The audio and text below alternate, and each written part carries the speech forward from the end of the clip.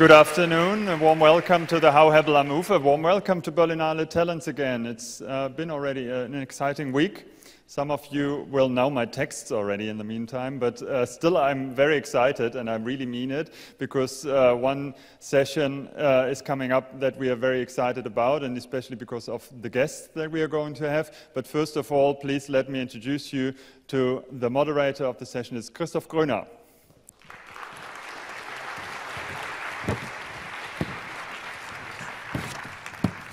I guess I sit down here. Welcome to the session that hopefully will be an interesting one within this whole space discovery this whole week. It's about how films come to life in a local birthplace, and of course want to speak to international audiences. We have great experts here for that, because they are among, for sure, the most important and successful producer and director from Asia in very different fields, in the independent field and, you might say, in the big budget field.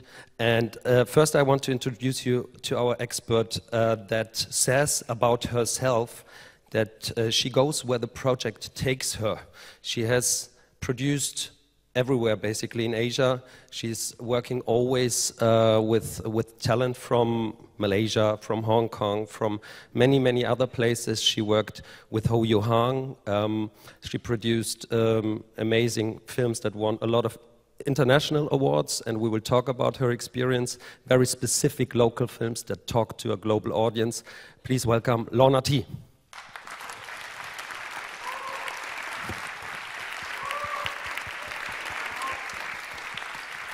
Hello. And the director I'm going to present to you right now, you don't, of course, know him just from his presence here last year with the SNOWPIERCER at Forum at Berlinale, but of course from the very start he was, he talked to national audiences in South Korea in a way no director has talked to before. His film, The Host, for example, had 13 million admissions. I wished a German film would ever reach that height of audience figures. It doesn't. And his films always combined, let's say, an intense appetite for playing with genre, with a deep rooting in local politics, in the social structure of South Korea, and later on with other projects in the whole of Asia or other places in Asia. And of course, SNOWPIERCER marked the first English language feature. Please welcome Bong Joon-Ho.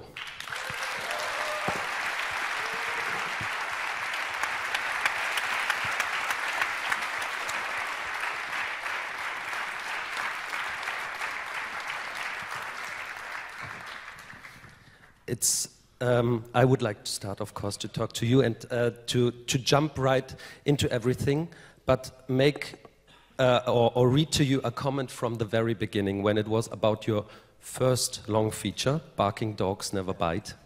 And actually that is the one film that was not a commercial success in the very beginning and was as well ignored by the critics in the first place.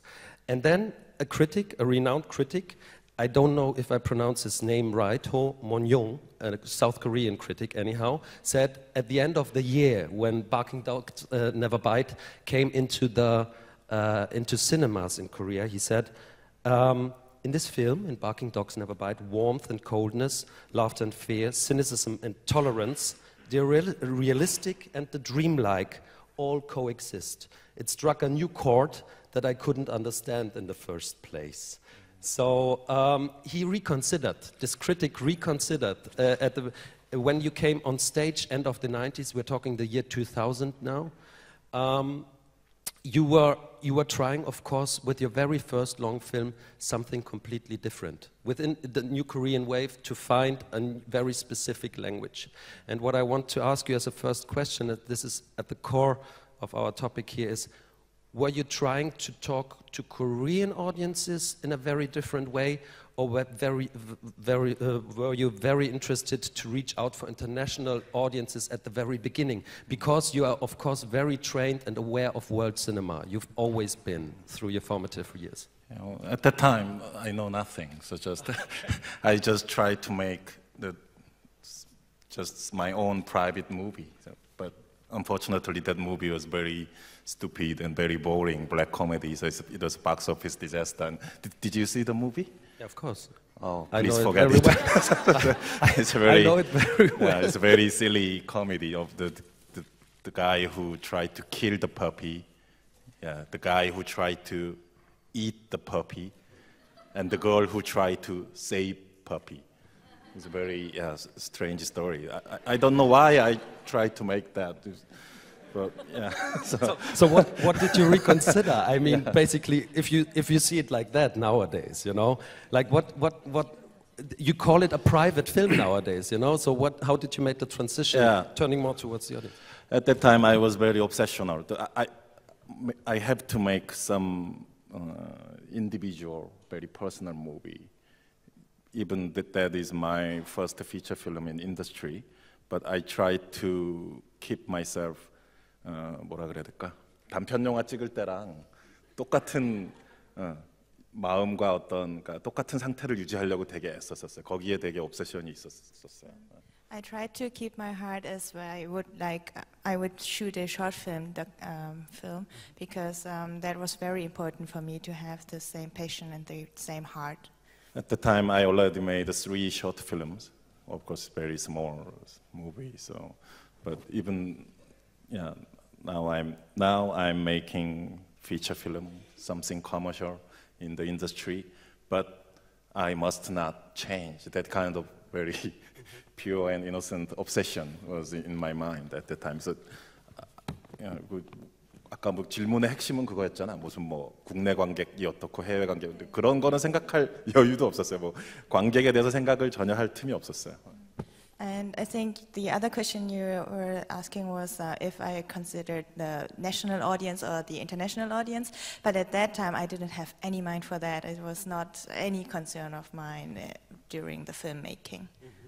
Yet it traveled to many European festivals as well. So you made your first contact in a way with international audiences. I guess, or I know that also your short film Coherence back in '94 was also internationally seen, but Barking Dogs Never Bite definitely became a festival success, at least internationally already. Yeah, especially I was very happy when that movie Barking Dogs won a prize in Munich Festival.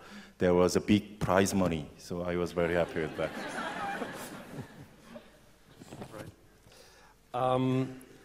With the host, you took it all to a new level. I mean, before that, we should talk about Memories of Murder, but because this is maybe the first time no, it's not the first time, but within the long feature that you struck a chord so much with the local audience, because this is about a real serial murder case that was never solved in the 1980s. So from the very start, everybody knew this murder case that we're seeing will never be solved. And it's about something else. It's a pastiche or a whole social canvas that you painted of a certain time.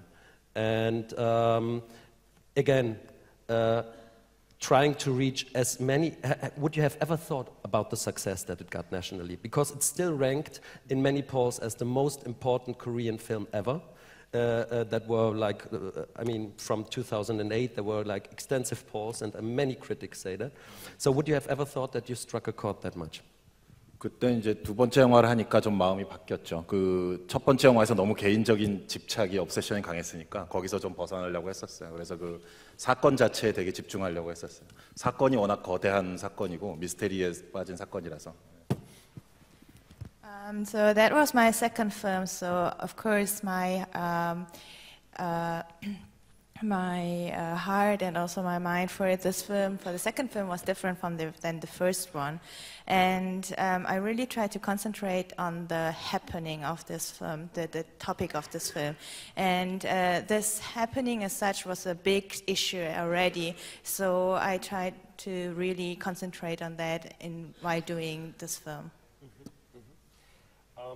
We have a clip actually of the success that followed afterwards, because today we want to talk mainly about the host and Snowpiercer and try to come across your notion of the filmic space and crossing, I mean, reaching farther than a filmic space, how to reach audiences beyond local audiences. So I would say let's roll the clip and first see the one clip from the host to understand better. It's a monster film. Ha.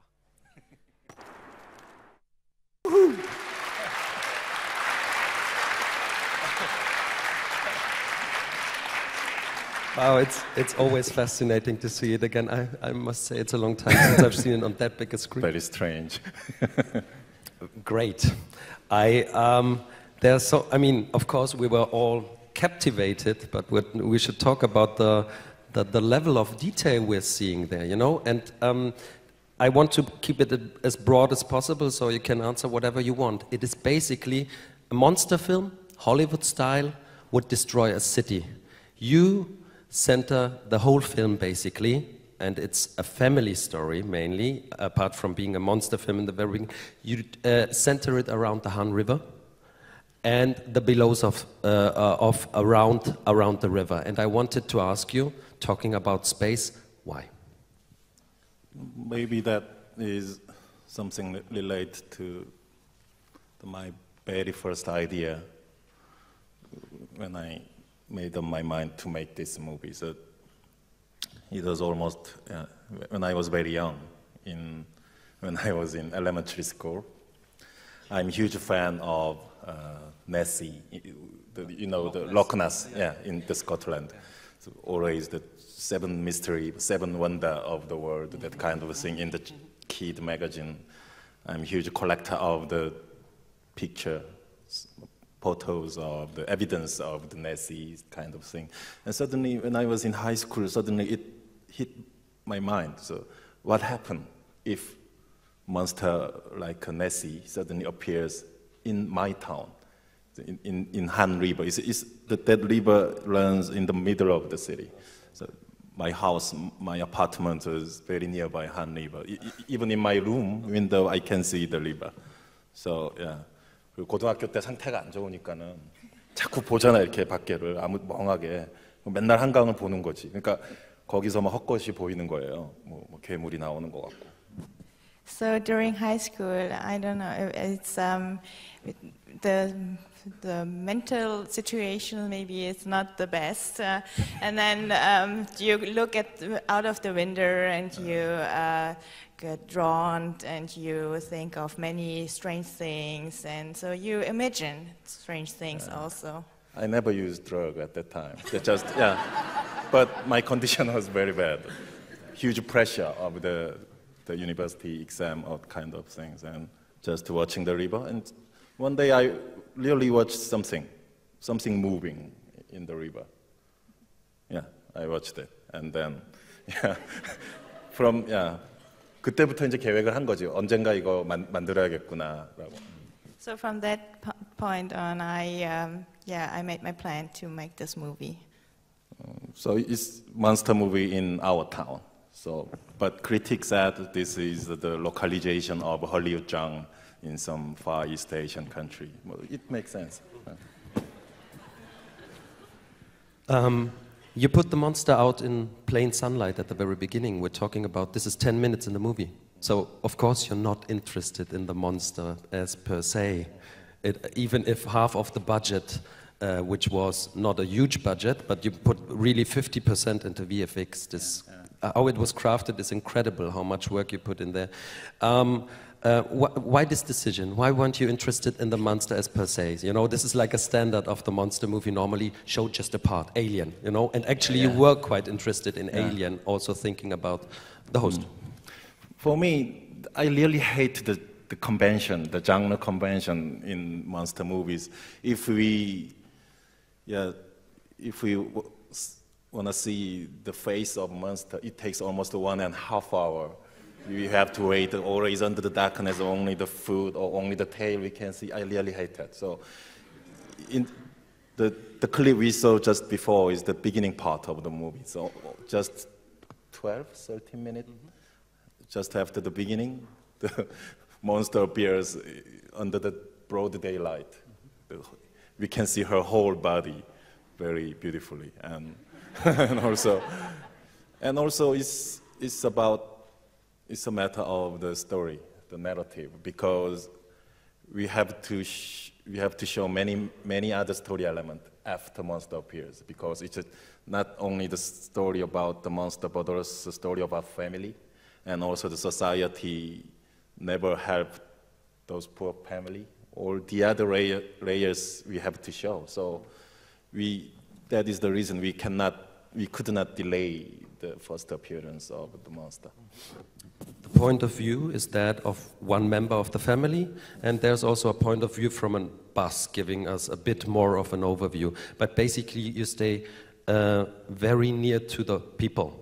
And I know that you've never been formally trained as a designer and storyboarder and painter, but you come from a family of designers, so this knew always sketching was a very big part. And I wondered, especially in this opening scene, which is so complicated, so rich, it gives us a documentaristic feel. And I wonder how you created the space when, in relation between storyboards and actually then shooting the film and the plates for putting in the monster.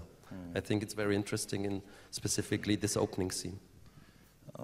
Yeah, I forget many things. I prepared this movie 10 years ago already. But yeah, anyway, it's a story about family, but funny thing is there is the house of the family in the movie. But instead of their house, there is a kiosk, small shop on the riverbank. It's almost something like their house. So everything starts from that small kiosk. The stupid guy, the Song Kang-ho, with the blonde hair, dyed blonde hair, and he works there, and his father also works there. It's a very small world, but very peaceful world, but it's suddenly destroyed by monster. And the most important idea in the plot was that there is a little girl, daughter of that stupid guy, and that little girl is not killed by monster, but kidnapped by monster. So in normal monster movie, the monsters always kill or attack the people, but in this case, this monster carry the victim to her own nest or shelter. So it's some kind of the kidnapping story, but kidnapper is the monster. So from the beginning, all the family members trying to save her, find her. So that makes this movie different from other conventional monster movies.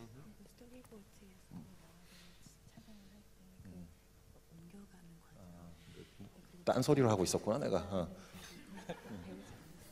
Some more suggestions from behind. 딴소리를 해요, 내가. 스토리보드는 제가 어릴 때부터 이제 만화를 되게 좋아했었고 많이 그려왔기 때문에 그런 장면들을 나열해서 스토리텔링 하는 거에 되게 익숙했었고요. Since I was little, I really liked mangas and comics, so I was always drawn to this kind of art, and I also draw a lot. 지금도 사실 만화가가 되고 싶은 생각이 있는데 영화 스토리보드를 그릴 때 왠지 그래픽 노블 내가 만화가가 된 것 같은 그런 즐거운 착각에 빠지곤 합니다. And still, nowadays, I wish I would be a manga artist. So when I draw my own storyboards, I'm for a short time in the dream or illusion that I would be a manga artist. And especially the clip we saw just before, the opening massacre sequence is very precisely, it's very same to my storyboard. Yeah, because it's a visual effect movie.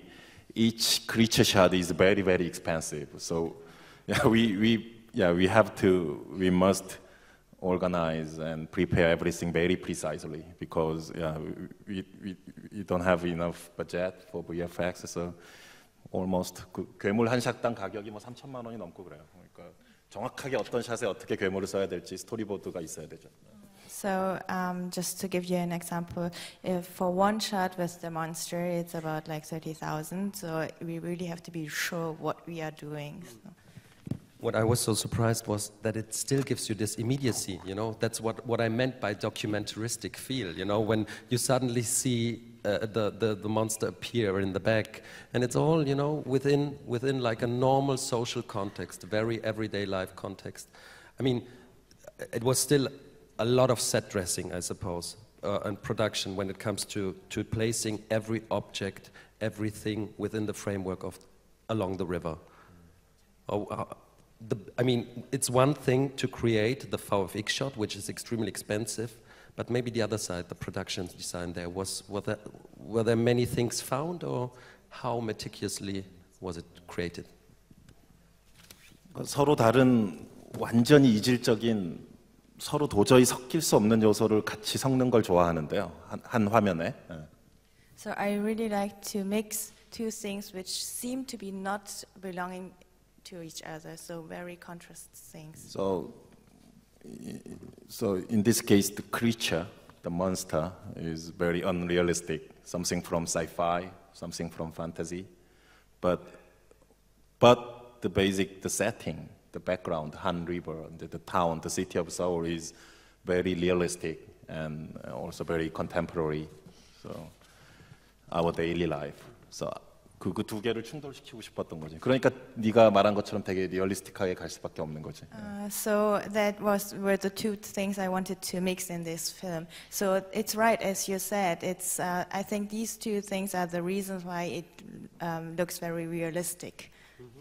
So 그래서 사이파이를 찍을수록 오히려 더 리얼해지고 싶달까? 몬스터 영화를 찍을수록 점점 더 오히려 모든 프로덕션 디자인이나 분위기들은 다큐멘터리처럼 찍고 싶은 그런 마음이 있는 거죠. So I think for me, when I shoot a sci-fi movie or I create a monster, then I have the wish to be more realistic and to really shoot in a documentary way. Yes. One question that ties together maybe most of your earlier films before Snowpiercer. If you think about the host, we see the sewers and, you know, the upper surface. Barking dogs never bite. Where the dogs are actually killed are in the ground floor. And in Memories of Murder, all the corpses are found below. So would you say these are all vertical films? Talking again about space, because we will talk about another film which is definitely not vertical but horizontal later on. Yeah. My production designer, who did my previous 3 movies, she also did the same question, like you. So why you so obsessional that kind of dark and dirty or vertical or very narrow spaces? So she asked me. So I said, I don't know why, but I have some obsession in that kind of place, and I always hope to put my characters in that kind of dirty places and in narrow places, dark places. And in case of Snowpiercer, it's a train movie, very narrow and very long. Yeah. I was so excited with that. And we'll have the chance to talk about it later on, of course. Following your obsession of confined spaces, maybe one prime example would be the first film you did internationally, if I recall it right, and that is Shaking Tokyo, as a part of an omnibus film called Tokyo, French-produced, and from 3 directors, Gondry, Carax, and you. And I always wondered how you felt for the first time to work in a country with a language, with an actor that's famous, that is not accustomed to your language, and how did you adapt as a director? Yeah, for me it was quite challenging at the time. So I intentionally, I didn't work with Korean crew members in the Tokyo location. So just me, I fly to the Tokyo, and all Japanese crew members, all Japanese actors. I was very isolated. very intentional isolation. I hoped that at the time. So very first time on the first day of shooting, I was quite nervous because I don't know Japanese language at all. But strange thing happened. The second day afternoon, maybe, suddenly it feels like I understand everything. Of course, this is some kind of illusion, but anyway, I really believe the actors, and the actors also, they also believe me. We shared some emotion. So everything going on set is based on my own script with my own dialogue. Of course, there is such a great translator like her on set. I always depend on those translators, but sometimes without translation, I could understand the improvisation of the Japanese actors and some delicate emotions. It makes me very comfortable and very relaxed. So after that, everything goes on very smoothly, and that strange experience was very helpful to me when I was making the SNOWPIERCER, very first time working with American, European actors. So yeah, and also in case of the host, on set there was quite many American, Australian, New Zealand crew members about the visual effect and special effect. So yeah, that was also quite helpful for making the SNOWPIERCER. With the host, you said, like, this is very specific. Basically, what I tried to capture in the first place was my view from the window, living there. Did you know Tokyo beforehand? In a way, did you have any Tokyo experience? Tokyo quite many times, because many film festivals there, Tokyo Film Festivals and Fukuoka, and yeah, Tokyo, the promotion or also the holidays, quite many times. So Tokyo is, of course, very close to Seoul, just 2-hour flight.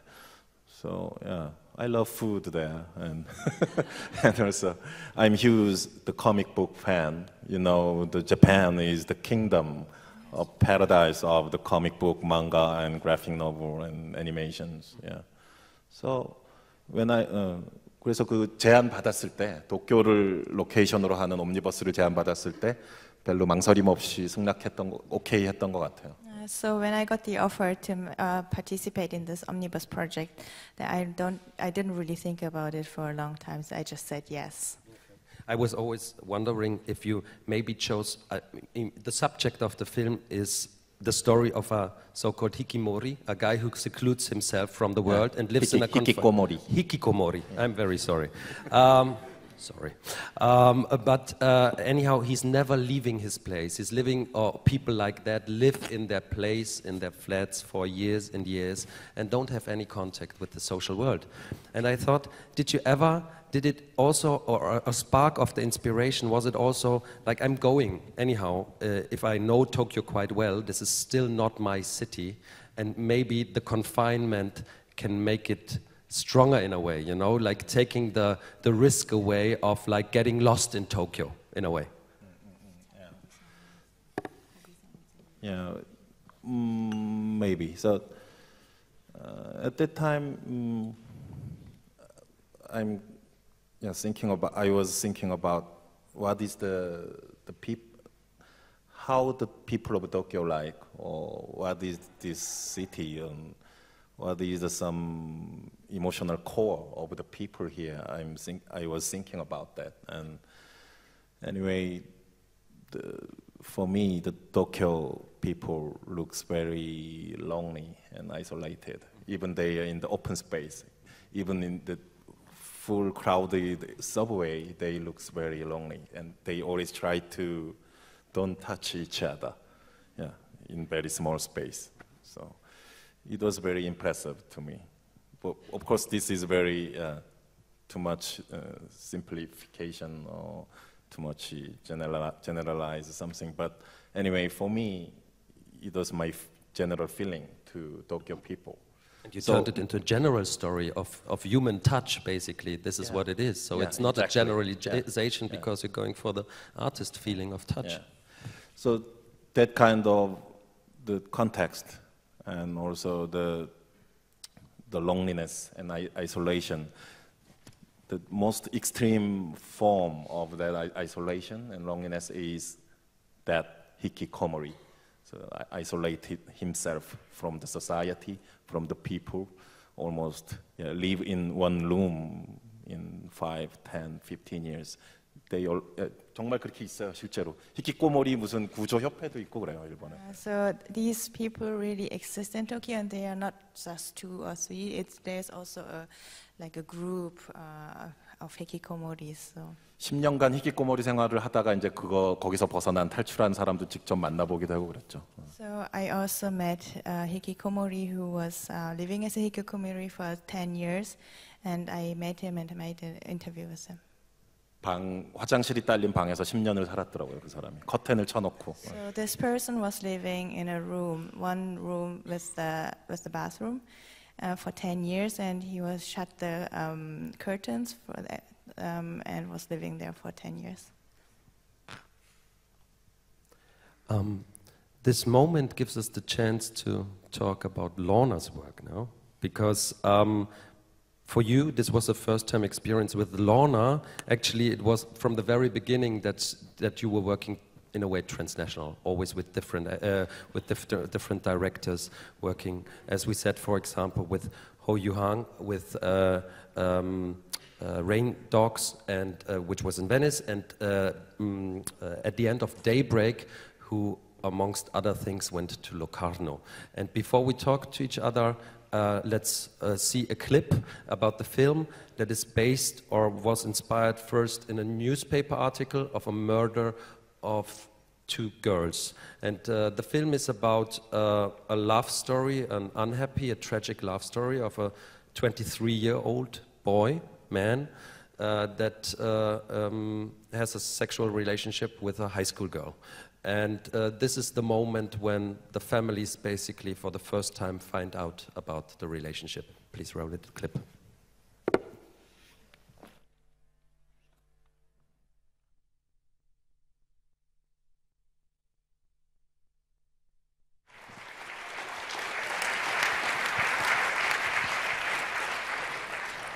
We don't have any big monsters in this film, but there's a lot of monsters in everybody's hearts in this film. So it's a bit interesting to be here today, and actually I had the idea of this panel because I wanted to start the fan club of Bong Joon-Ho today, and so that I could be in the front seat row to listen to all that he's saying. Yeah. Of course, no, it's 2 sides of the same coin. It's having a very specific, culturally specific films that reach out.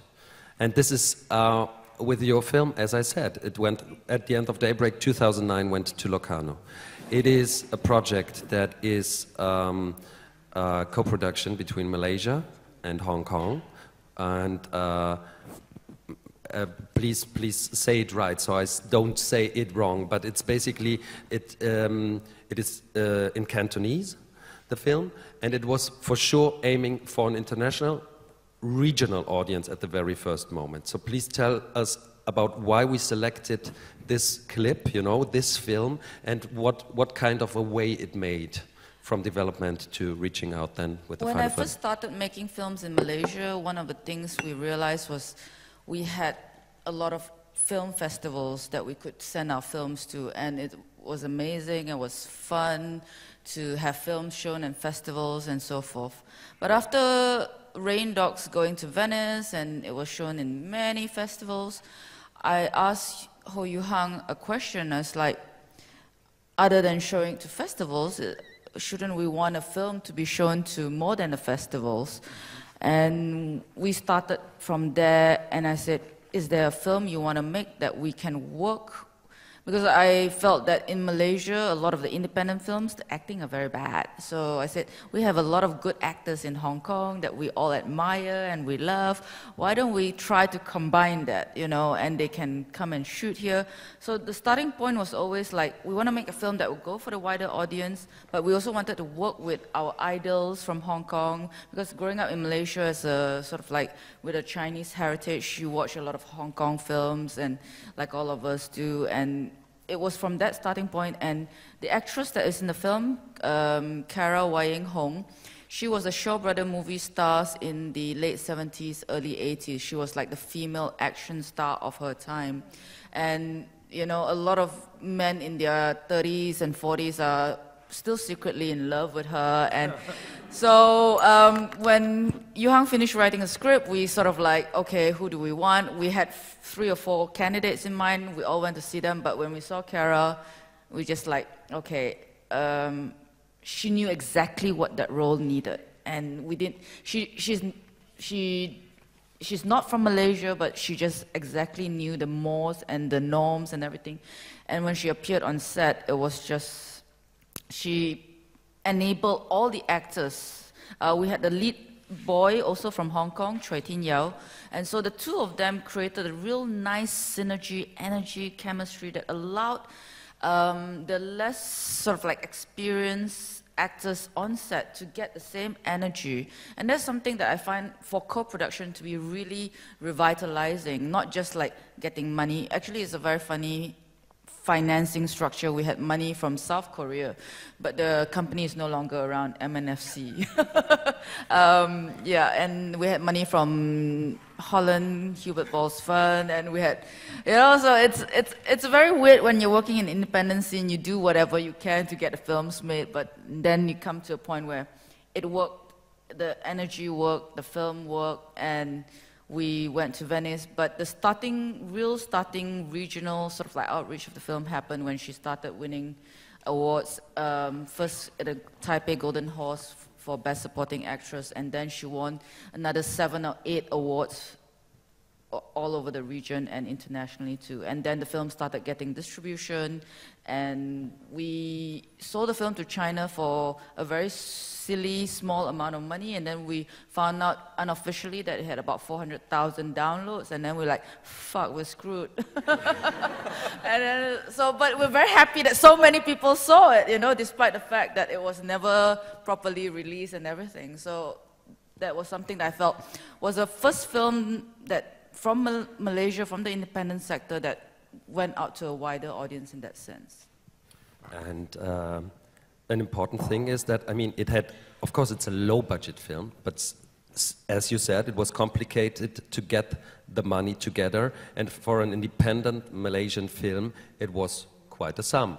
What I read is what you aimed for, because I had like one page from one of the many co-production markets you went to, was a sum of like $300,000 US. Was that the aim? Was that something that roughly reflects the real sum that in the end you put into the film? Yeah, the first film I made in Malaysia as an independent producer was $20,000 US, one shot of Your Monster.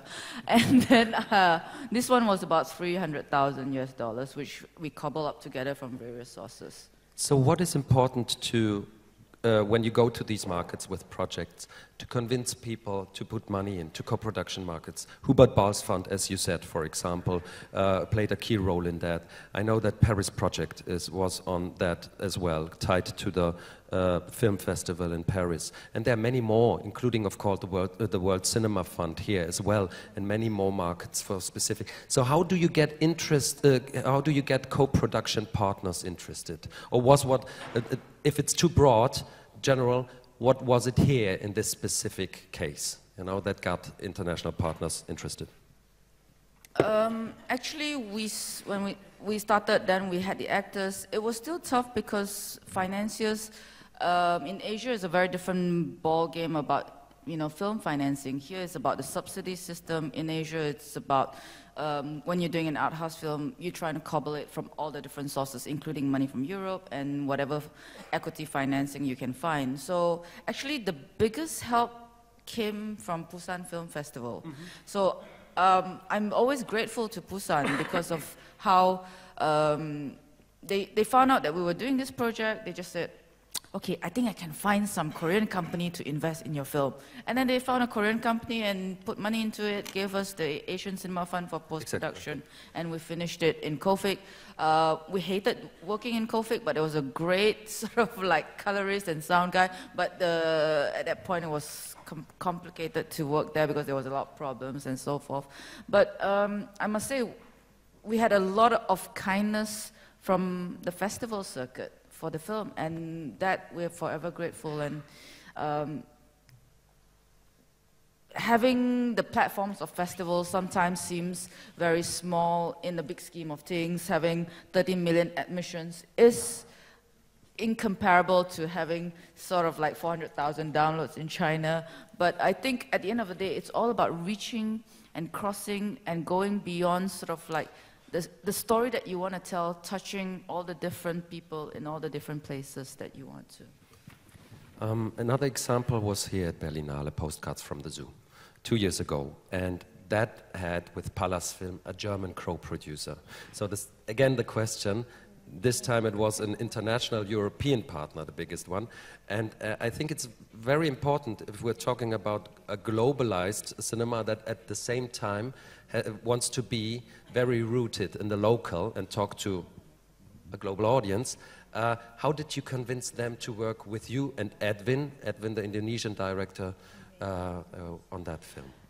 I met Edwin when he was finishing his first film, Blind Pig Who Wants to Fly. I think Edwin is a director that, in terms of narrative, has never been very straightforward, and he works on more of the sensory and the surrealness and a little bit of very, very subtle humor infused in talking about contemporary society. Where with Postcards from the Zoo, it was using the zoo and the abandonment of a little girl in a zoo and the animals, the relationship between the people and the animals, and the relationship between the girl and her surroundings, and leaving her comfort zone to go out into the jungle of Jakarta city was the driving point. And I think there was something, animals are very universal, you know, because there are elephants in Germany and elephants in Indonesia, probably like they speak the same language.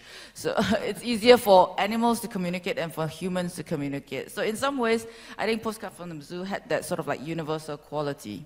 And then with his first film, he also got a lot of attention, but it was primarily us clicking with Baumi and Thanasis, and bless Baumi, Baumi was a German producer who knew and loved international cinema like nobody others. And it was really good to be able to work with Baumi before he left us. And yeah, so we sat down with Baumi, worked on the script, we showed him what we wanted to do, and they came on board immediately. And we got a lot of different fundings from Torino Film Lab, Sundance Lab, Göteborg Lab, Hubert Ball's Fund.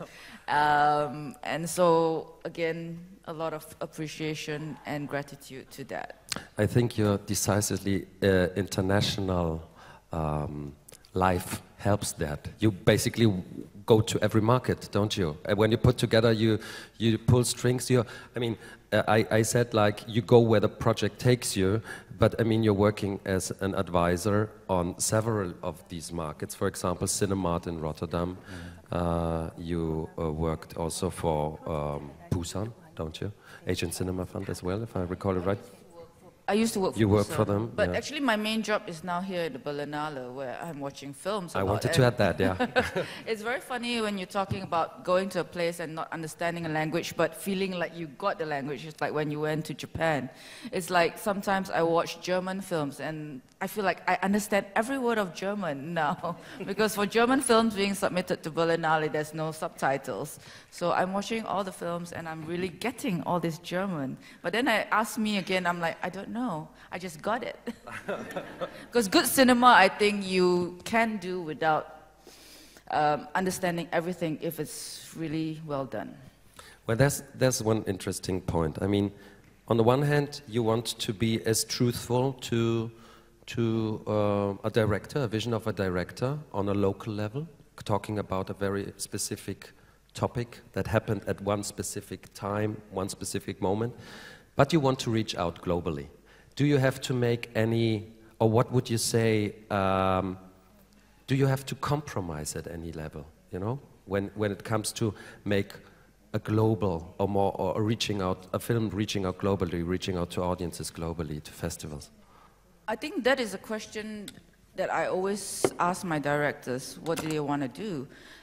If they want to make something that is very personal, then it's something that we have to see how this personal can transcend beyond the personal only and become something of public interest. So it's a matter of how we find that way to make that transition. And sometimes it doesn't happen. But I think with directors who are very clear and very intelligent, they know how to do that. And that's something I really admire in directors like Bong Joon-Ho. This is why I sort of like spoke to Florian about, I think there's no Asian director that has managed to transcend the international the way that he has done without compromising on what he wanted to do and his personal beliefs and his personal styles. We've had past examples of directors from Hong Kong, directors going to Hollywood and making films and then realizing that that's not what they want, that's not what they want to do, and there's a lot of compromise that makes them unhappy and unable to sort of like do what they need to do, so they all haven't been able to. So I would say that this is the first real, it wasn't easy for you either, I know that, but this is the first real sort of like Asian director that went to and did it his own way. Yeah. There's always going to be compromise, but he got Song Kang-ho on his film, the film not having any Koreans, perhaps in the original version, but yeah. Song Kang-ho must be in your films. I love him. Me too. Yeah, actually, what means did you actually go when it comes to prevent to be swallowed up by a certain system of, like Hollywood, big money, when you were preparing Snowpiercer? Actually, Snowpiercer is my very first time English language movie, but the movie is produced and financed by Korean companies. The Korean financed the movie with Hollywood casting. So during the making the movie, I have a 100% creative control, as always, like my previous movies. But something happened during the process of the US distribution. I really respect, I love Mr. Harvey Weinstein. He picked up the movie for the US distribution. And yeah, he always cut out his own distributing movie. He wanted to cut out 30 minutes of the Snowpiercer. And he actually, I have no final cut in the contract about that distribution. It was totally business thing, so I could not control that. But actually he cut out 22 minutes or something. But many things happened during 1 year, and they finally decide to release movie with my own director's cut, but limited size release with very small P&A money. But I was very happy with that because my own director's cut survived. And finally, the movie was quite successful in VOD in the USA. So they earned the money, they got the money, and I kept my own director's cut version. So now everybody is happy. But but during those I experienced many funny things during that 1 year with the struggling, and many things happened. Which of course you will not talk about in detail, but I would like to know, was the justification in some way a cultural one, saying like, this storyline maybe cannot understood with American audiences, this part of the storyline?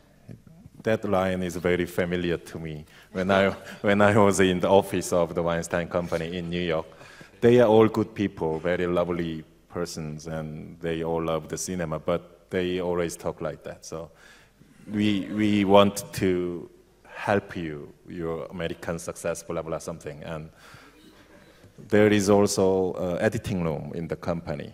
So it's quite, yeah, I was very scared. And some very young, good-looking guy was cutting my film there. So I said, "Hi, welcome, Director Bong. Now I'm working with your movies. Please watch, please enjoy. So give me some more ideas." And so I said, "Oh, what the fuck is going on here?"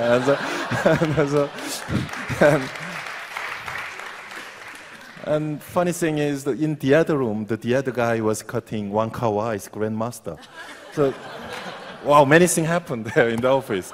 Very interesting. And they all nice people and very kind to me. And we understood that. yeah, very good atmosphere and very good mood and such a nice people. But they think it's their job. Yeah, their proper job. They think they are very proud of it, and they really want to support me. But anyway, I don't like their editing. So, yeah. I mean, normally, just to understand the difference, I suppose you are a director that wants to be in the editing room every day. You are not of course every day, because I don't like staying in my home, so every day. And yeah, in Korea, I'm very free, so 100% control in every element, everything. I was lucky. The Snowpiercer was quite relatively big budget movie, $40 million US. But that's the biggest budget ever in Korea, isn't it? In Korea, it's the biggest one. Yes. But in point of view of Chris Evans, who was the main role, he said, "Oh, now I'm doing some very small but unique movie with Korean director," he said, because he is a Captain America in the USA. So, yeah, so the movie has a dual identity. So in Korea, people want some big, huge summertime blockbuster, but in case of the actors there, they think this movie is small and unique movie, small, unique sci-fi movie. So the movie has a dual identity. But for me, it's just my fifth film. I'm a bit curious because there was a concern in Korea with the investors before the film was released that the film was not Korean enough. How do you feel about when the audience? What was the audience reaction to the film? Do they feel like it's a Korean film? How? Yeah, many Korean audience in the internet, they said, "I hate Snowpiercer. Director Bong, please make the movie like a Host and the Memories of Murder kind of type movie again, please." And the other half loved the movie, so it's a very splitted reaction in Korea. Before we talk in further detail, maybe one or two persons haven't seen it here in the room. And for these 1 and 2 persons, and for all the other fans, we have a part of the Snowpiercer for you. The whole film takes place inside a train. It's basically the rest of the world and the humans that have survived a global catastrophe run around in a train, the Snowpiercer, around the globe. And within there is a society that has formed at the one end, the low lives of the train, and at the very other end, of course, the biggest luxury that you can imagine. And here people are told what their actual place is and why they should stay in their place. Please roll the clip.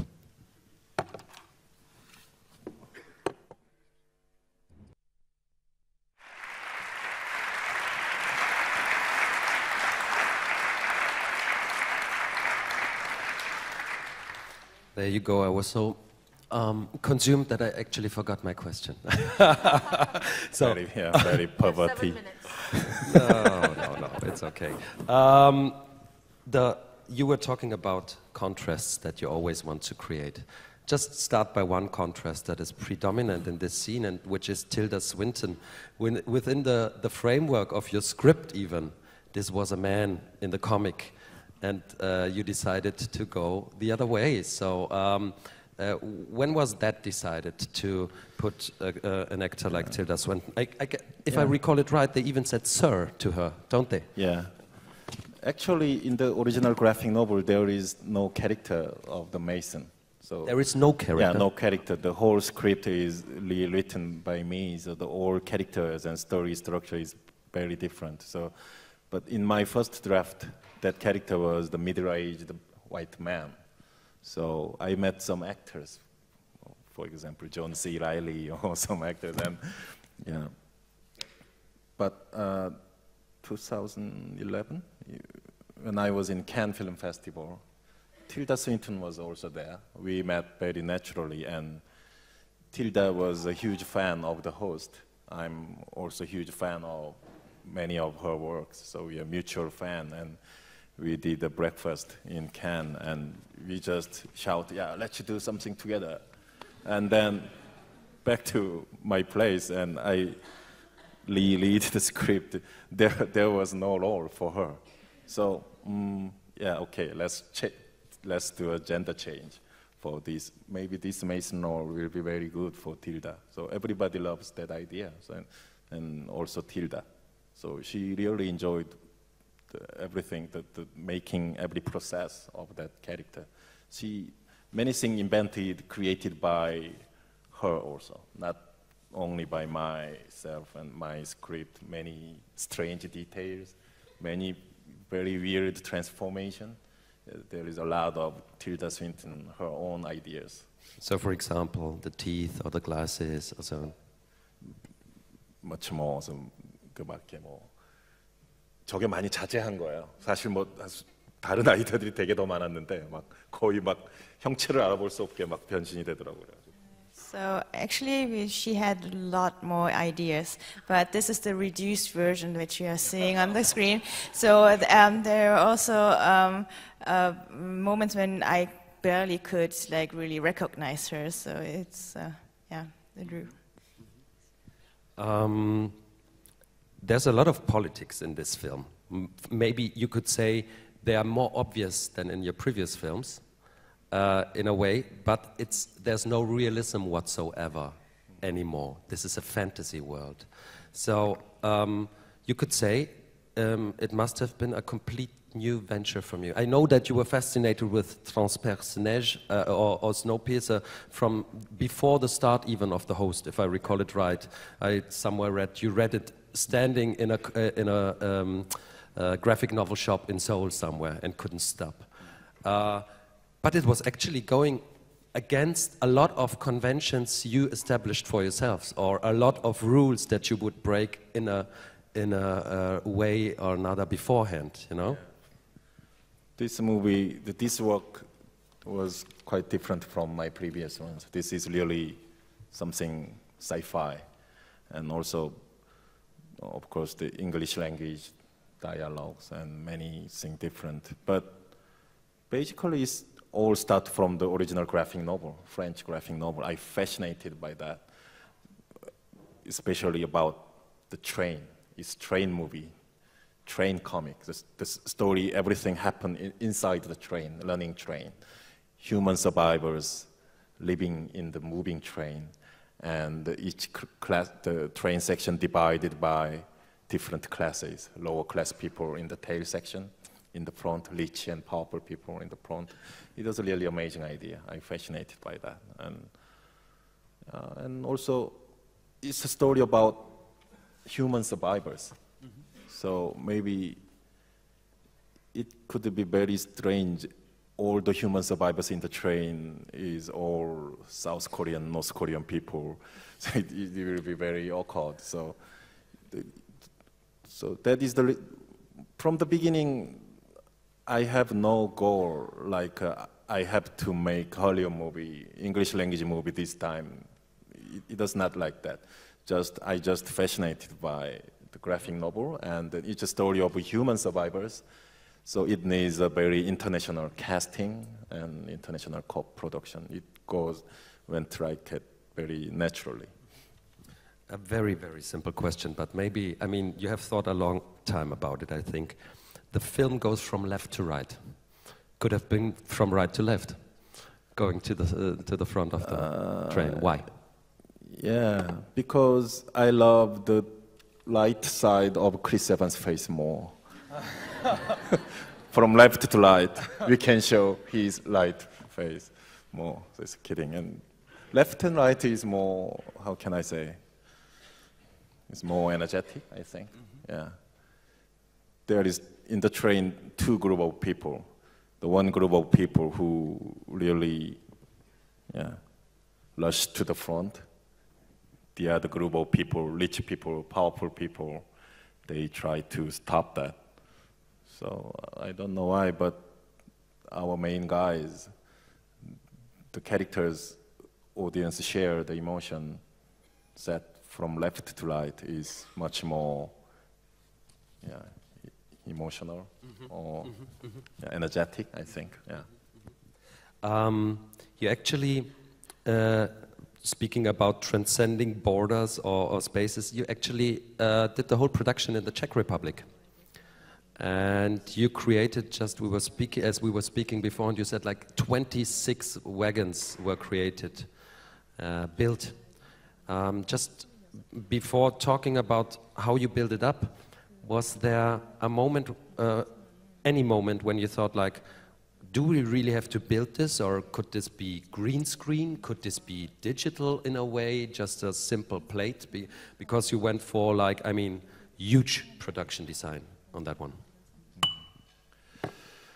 Yeah, we used green screen for the outdoor, outside the mountains and background, but this is a story of everything happened inside the train, and those poor people, the Chris Evans and the tail section people, captured inside the tail section cars, and so I want something really physical, something we can touch.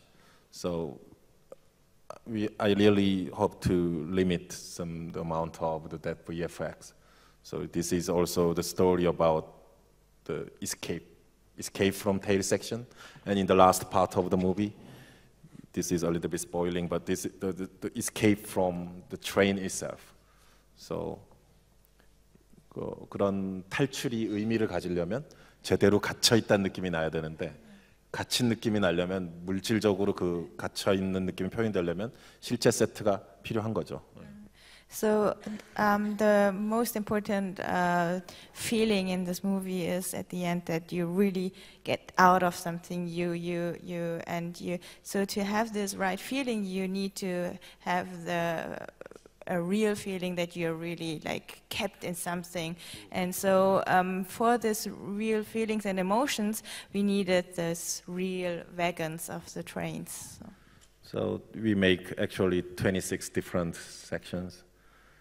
We spent quite a lot of budget for that. And you saw when Tilda Swinton's speech, the train car moves very smoothly. So we made the gimbal. So it's just something like 놀이공원에 있는 기구 같은 건데. The gimbal is for camera movements, you know, like soft liquid. No, it's used in the playgrounds for like humors, like some huge equipment for submarine movie or airplane movies. So we put our train set on the gimbal, so it's really trembling, actually shaking. So during the shooting in 2 or 3 p.m., me and the crew members all the very car sickness because it's really shake. Yeah.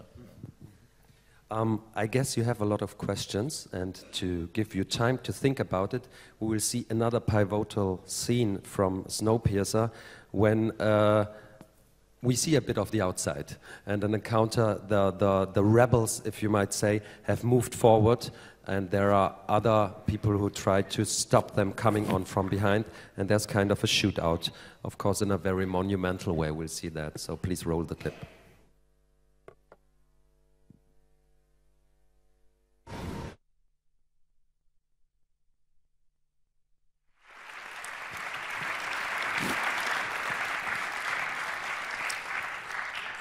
I always love the scene very much because with all the confinement we've seen before, here you decided to transcend everything of the logical length, if you want to. You know, this is like a confrontation, which is so condensed with a moving train, and they constantly shoot towards each other on the moving train, and yet they hit exactly like that, and you see one end and the other end, and it suddenly seems it's like kilometers long. And I loved it how you expand the space here, you know. And was that also already in the comic very much, or was that some idea that you had very specifically on the script with the storyboards? This strange gunfight, the basic idea came from during my screenwriting. So actually, I think this movie is basically a very train movie. So I really hope to try almost everything we can do, everything filmmaker can do with the train. So because train is very special, unique cinematic space. It's very narrow and long, but it's not corridor. It's narrow and long, but it moves and it bends like a snake. So it's something. It's a huge bunch of metal, but it's alive. So this kind of scene is from that basic element of the train itself. So 우리가 기차 타고 가다 보면 이렇게 앞칸이 보일 때가 있잖아요. 꺾어지면서 그런 때 아이디어를 얻었고요. So when we are riding the train, sometimes when it goes into a very sharp curve, then you cannot see in front what's coming next. So at that moment, I got this idea. And in the United States, there is the railroad almost similar to this. It's almost not a circle, but it's the U-shape railroad. So if very long train runs that railroad, we can see the other cars from the window. So with that special situation, I really hope to show some very strange Western-like gunfight in the running train. But I extend the cinematic time too much. So it's very strange. I hate the sequence. That's a surprise, actually. I'm really curious. When you released this film in America, I heard that it was shown on a train. They showed a film on a train, and the audience were watching the film in a train. How was that? Weinstein Company, they tried many interesting promotions. So it was in Texas. They rented a real train car, and they really made some sushi bar inside the train and discotheque, like the movie. They make that, and 300 or 400 the Texas Austin, the film manias, film buffs on the train. We learned to some place, and there was some big outdoor screening of the Alamo Draft House, the big screening. It was great, wonderful. And then we watched the movie in the outdoor, the huge attack of the Texas mosquito, and then we back to the city by that train. It was a very special experience. I'm sure you have a lot of questions. In which direction? Okay, this is the first one and the second one over there, please. No, it's you. Yes, it's you. I've got a question with John Ho. I'm quite fascinated with your use of profiling close-ups in your movies, especially like Snowpiercer and Mother. And my question is, what do you see in these kind of close-ups in comparison to like frontal close-ups? He's fascinated with the prophilic close-ups that Bong Joon-Ho is using, and what do they transmit for you in contrast to like having direct close-up, frontal close-ups? I think it's sexy, and I don't know why, but in case of Mother, that profile close-up used quite many times, especially for the son character. That character has many secrets, something behind. So when we saw the left side of the face, it means the other side is hidden. So it's quite different from we saw both sides of face from the frontal. In case of SNOWPIERCER, yeah, it's a movie about the moving energy from, he said just before, it's from back of the train to the front of the train. On the screen, it's from left to right. Those kind of profile close-up make some energy to some direction, because we always watching some spot, some direction of if each character watching somewhere, the audience always follow that. So that in SNOWPIERCER many times that our main characters watching the right side of the space, which means the front of the train. Yeah, I really hope to accumulate that energy during the movie from the beginning to the end.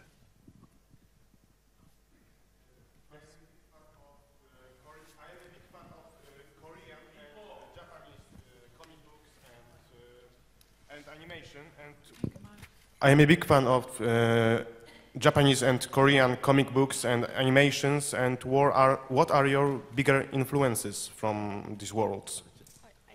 What kind of comics do you like? What are your preferred comics, I would say? I would sum up the question. Wow, so many different artists I love. And this one is French one. And also I love American graphic novel artist called Charles Burns, who do the Black Hole and many other great works. And also many Japanese manga artists I love. Matsumoto Taiyo, have you ever heard? And Furuya Minoru, and many Japanese manga artists. There are so many, and also some Korean artists also. So they are very inspirational, I think. And yeah, someday I will be one of them. I want to be, yeah. So just to add on that, still, graphic novel is something that inspires you still to today. I mean, you still go back to searching new inspiration in new graphic novels. That's... Yeah, it's always very inspirational, yeah. And I'm also trying to draw something almost every day. So it's some very specific way I communicate with this world by graphic novel or drawing or cartoons. Yeah. There were two questions over there. 1 and 2, please. Or the other way around. Yeah, it's okay. It's okay, please. I mean, you'll get the second one. Hi, John. I'm a South African director, about to make a small road trip movie in South Africa with a bus. And I was wondering, do you prefer to shoot in sequence, not just the SNOWPIERCER with all your other films, or did you shoot most of them out of sequence?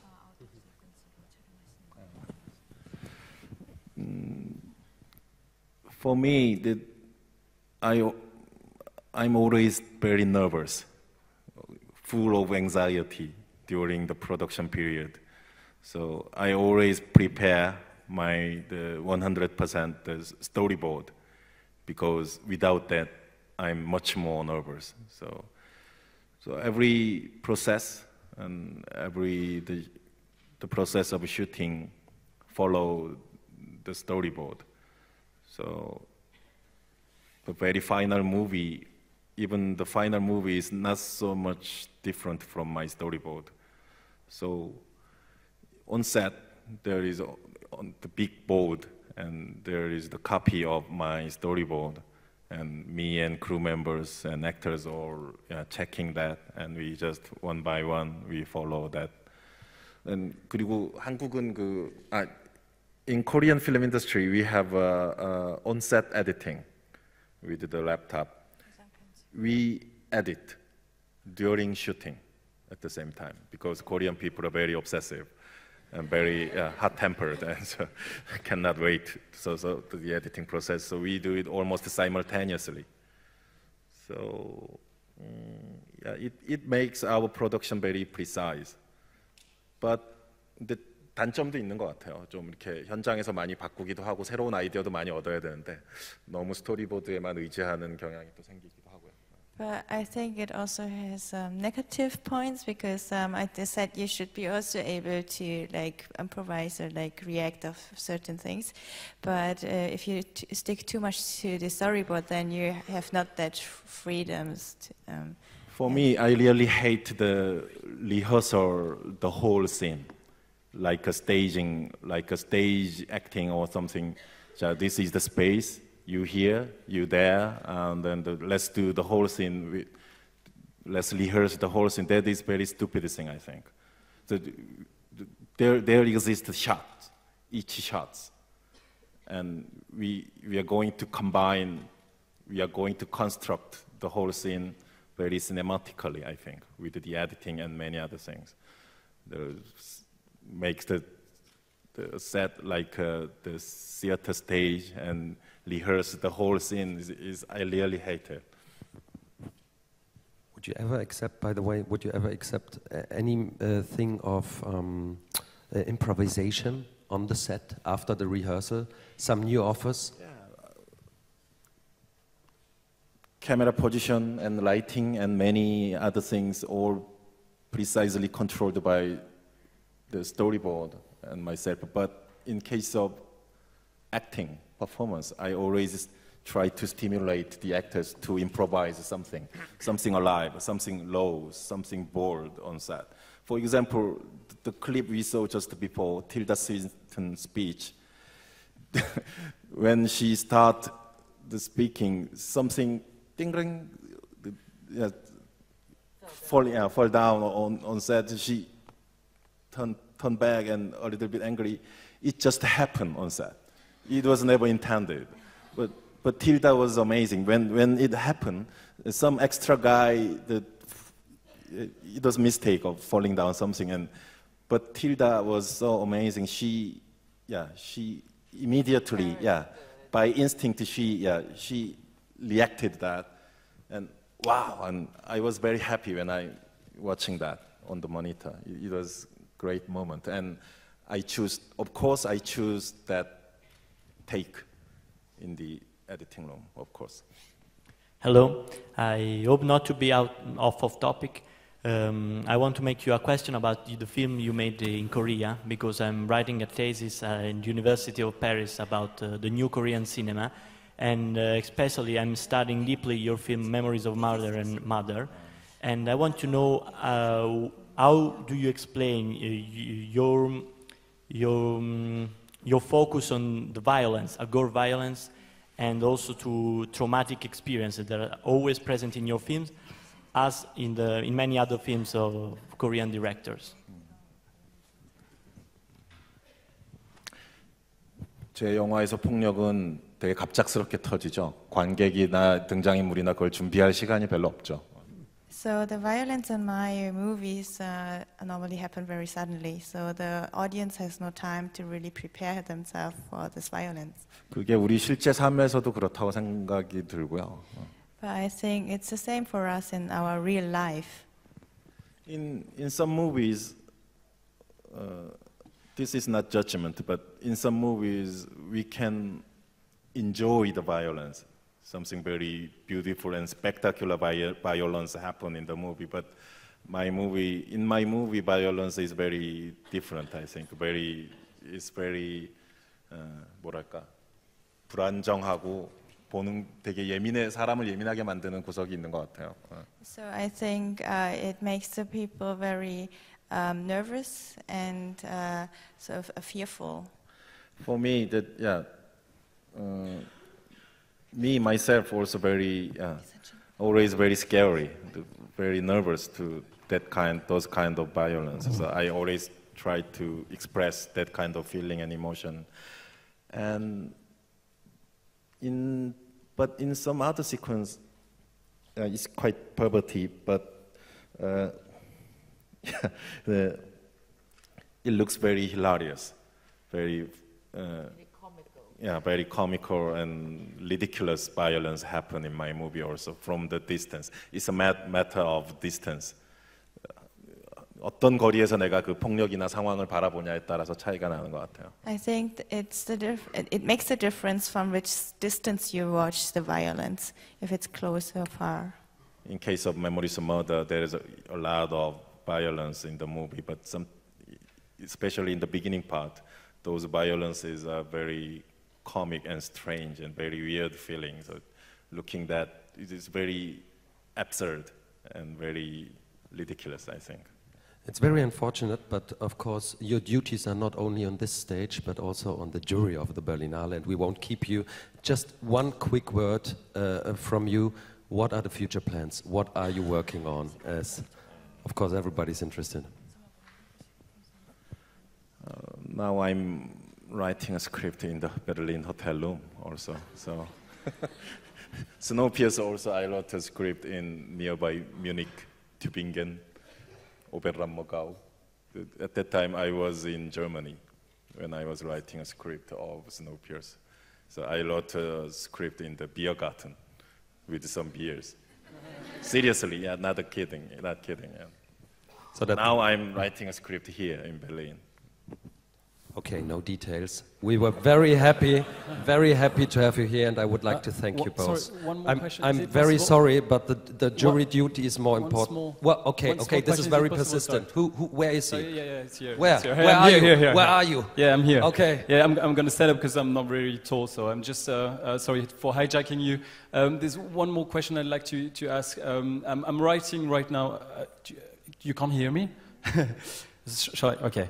I'm currently writing my first feature. I'm a screenwriter and director, but this particular picture is going to be a Hollywood movie and probably quite expensive, between 10 to 40 million dollars, not people, obviously not.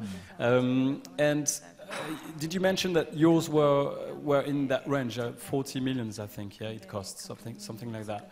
But I mean, my concern is that, you know, I'm writing this movie.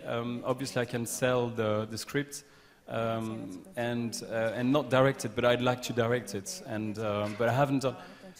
This one was your third, fourth movie. I don't know. And you know how Americans are. They really like to have their hands on everything. And as you said, so with editing. So my question is, do you think I stand a chance at all to actually direct the movie I've written, or you just, you know, since it's the first feature, or is it just too expensive and I just should work on something else? Or what's your take on that? Of course, you have every chance, I think. So yeah, it's depend on your script, how strong your script is, and. Yeah. And how prepared you are as a director to make this film. Have you equipped yourself with the right people, the right skills? It's not a question that I think anybody can answer at this stage. It's not the matter of the diplomatic politic or something. It's a matter of how sexy your script is, I think. Yes, there Good you luck, are. Please. Go out, make your films. Thank you very much, Lorna Tee and Bong Joon-Ho.